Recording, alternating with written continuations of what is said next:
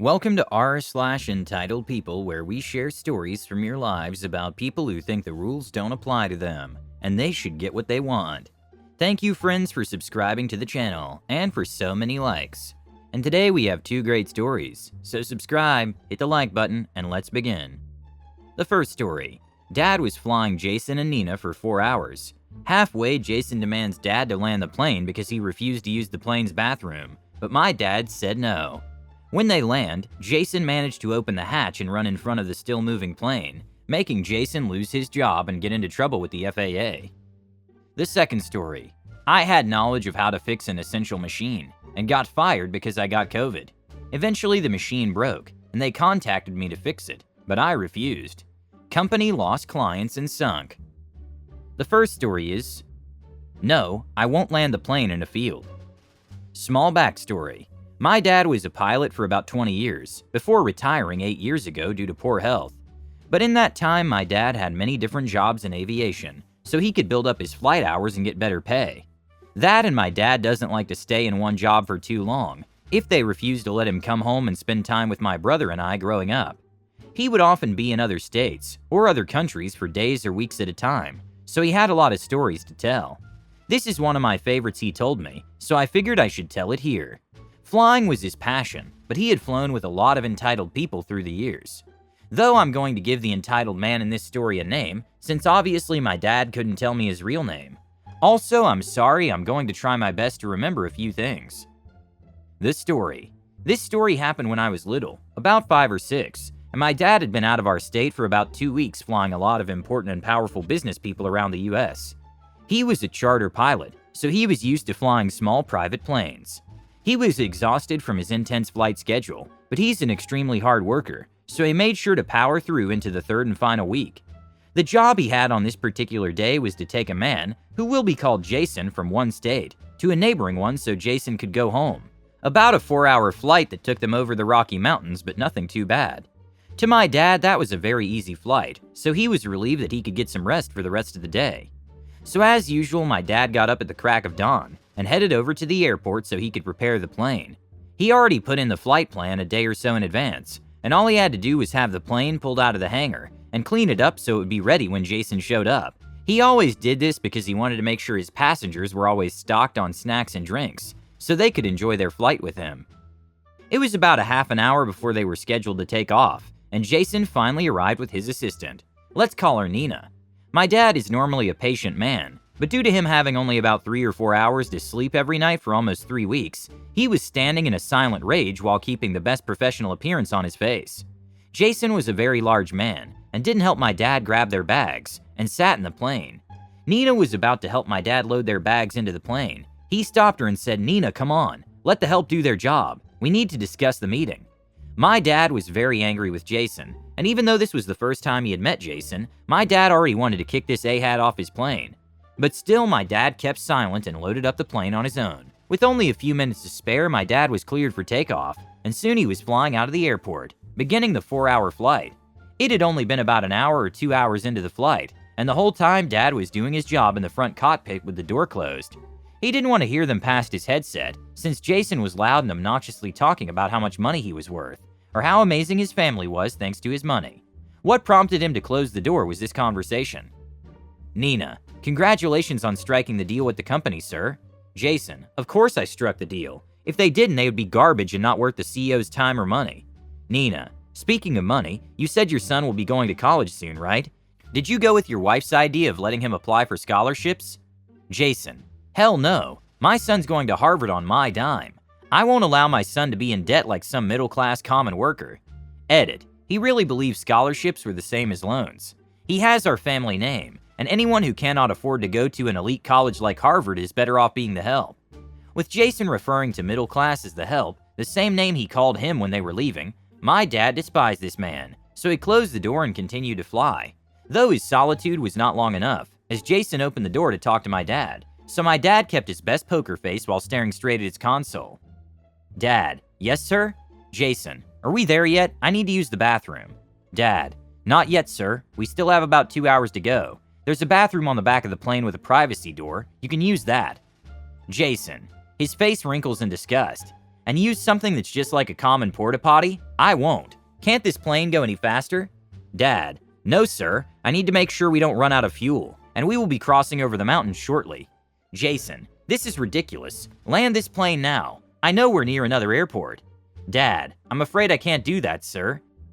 Jason: And why the hell not? I told you to land. Finally having enough of this man, Dad turns to look up into his eyes with pure anger.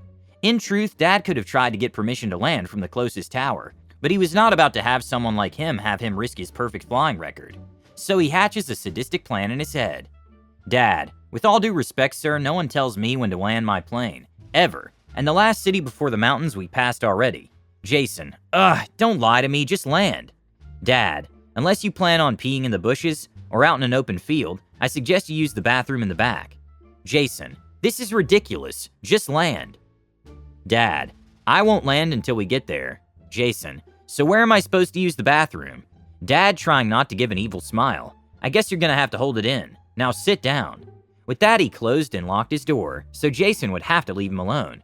Though before he did, he caught a glimpse of Nina, who looked frustrated and embarrassed. Dad figured she was used to him doing this job before, and with someone throwing their power around, it wouldn't be long before he lost his own job. His phrase to me growing up was always, keep your head down, do your job and do it well. Lazy or entitled people always shoot themselves in the foot eventually. Shine above the rest.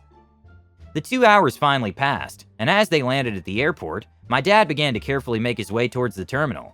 He had to go around a few of the taxiways to make it to the ramp, which is usually a slow process. Though in this case, my dad made sure to go nice and slow just to spite Jason. Soon as they were approaching the ramp, Dad could feel the plane shake, and he opened his door to see what was happening. Nina was calling out to Jason, who had already managed to somehow finagle the hatch door open to the plane. Jason got out, and once he was on the pavement, he ran around the front of the plane and turbines and headed towards the terminal as fast as his massive body could carry him. As my dad tells me this story, he begins to laugh and he tells me, Nina in the terminal reported him. Jason lost his job and got into major trouble with the FAA. But D, in all my years of flying, I've never seen a fat boy run so fast. Jason: Land the plane now. Dad: I can't do that, but you can use a parachute if the laws of gravity agree with you. I'm not sure, but that would be even funnier. Haha, that's just hilarious. Your father is just my idol. This man obviously held a very high position, and your father was not afraid to tell him everything. Although given that they were in the air and the only one who knows how to fly a plane, obviously not Jason, so it turned out pretty cool, especially fat Jason's run and his subsequent dismissal. Now he probably can't send his kids to Harvard because he'll be working as the help. That's too bad. Sarcasm. The second story is, they fired me because I got COVID, then needed me to fix a machine only I could fix in this country. So this was 2 years ago and I'm not American. I worked at a factory as a mechanic and operator of a very high-end machine. One time this machine broke, and no one, including me, could fix it, and they had to bring an engineer from abroad to fix it. This engineer only spoke English, and I was the only English speaker of the company, so I was of course the person to help him, and at the same time learn everything I could about how this machine worked. This guy was so nice, and basically was teaching me everything he could, while disassembling and assembling the thing, and I learned a lot about it. On his last days we had to work for 35 hours straight, because his flight was due and there was just so much to do. If he didn't finish, he would get in trouble, and I probably wouldn't have a job either. Before he left, he told me that there was a part that needed to be replaced when it broke, taught me how to change it, and promised to mail it to me when he was back at his country. And he did, to my house, not the company. My manager and the owner were so happy about it. They were very grateful, although not very much money-wise. And I felt so secure because now I was the only person in the country that knew how to fix this machine that was vital to the company.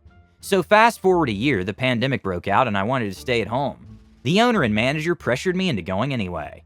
They found a loophole and bribed some officials into giving us all essential worker status so we could go legally. I thought long about this, and thinking that I would be unemployed if I didn't go, or maybe dead if I went, at the end I got influenced by the wife and went to work. I went to work a Monday, and on Friday I had a fever. Got tested, was positive.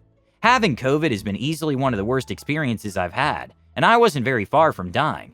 Weeks later, after I was finally well enough to work, I returned and was fired on the spot. They didn't even let me go inside to get my stuff. They had already hired someone to operate my machine. Things were really tough being unemployed and now also weak, and somehow we got by. About 6 months later, I got a text from them saying that the machine had a failure, and they needed me to come in and fix it. They offered a rather high sum, over a month of my former salary. A coworker phoned me and told me that they were desperate, and to ask 4 times that amount. They would pay it easily. I didn't know what to do. I had the piece they needed and the knowledge to replace it. They tried to get the engineer again, but flights were canceled. They tried following instructions, but they couldn't communicate. And they were missing a piece they didn't even know they needed. I had them by the balls. I spoke to my friends and family about it, and they pressured me to bleed them and enjoy the free money. But after thinking about it, I decided not to help them. The money would have been nice, but something told me they didn't care about money. They did what they wanted and threw money at problems to solve them. But I knew I could be the one to get them out of their deprivileged bubble, and I did. They're now selling all the equipment, machines, and stock. Without the machine, they couldn't be competitive and went broke. Today, I have mixed feelings about it because old coworkers are now unemployed. Edit. First, I'd like to use all of this wild visibility to remind you all to get up, stretch, and drink a glass of water. Now I'll try to answer some of the common questions. 1. What machine is it? I didn't want to say it for privacy, but since there are so many curious people, it's a 2000-watt YAG laser cutter. The piece is a part of the laser generator circuit board, and you have to unmount it completely to change it, and also it must be soldered. It's so easy to damage it and so expensive that no one with 2 neurons would touch it if they don't know exactly what they're doing, and the rest you don't want them near it. Also, the knowledge needed to figure that it's that one piece over the rest is just too specific. 2. Why didn't I sue them? I got paid 3 months of salary for being fired. I knew I could challenge my dismissal, but these procedures usually take months, even a year. And with COVID, this was practically frozen. I needed the money. Being poor sucks. 3. I didn't know the company would be hit so hard. I just wanted to make a bit of justice. I never intended for anyone to be unemployed, and had I known what happened, I would have fixed the D thing. 4. The piece was mailed to me by the engineer. We became friends during his stay because his card failed at the ATMs, and I gave him local cash for crypto. He was grateful and sent it to me as a gift, so I could be a hero of the company in the future. The piece costs about $25 US, but it's very specific to the model. You should hang this piece on the wall as a trophy, and I think you did the right thing. And it's not your fault that other employees were fired because the company didn't consider all the risks. And if a company fails because of one detail, it's an SH company. To stay afloat, you always have to have a backup plan. And you know, OP, for some reason the other employees weren't concerned about you getting fired. They didn't even tell you that a new employee had been hired to replace you, so they also deserved it. I do not believe that no one knew that your place was taken by someone else, especially when you were a unique specialist for this machine. So everyone got a divine kick from karma. Subscribe, hit the like button, and have a good day.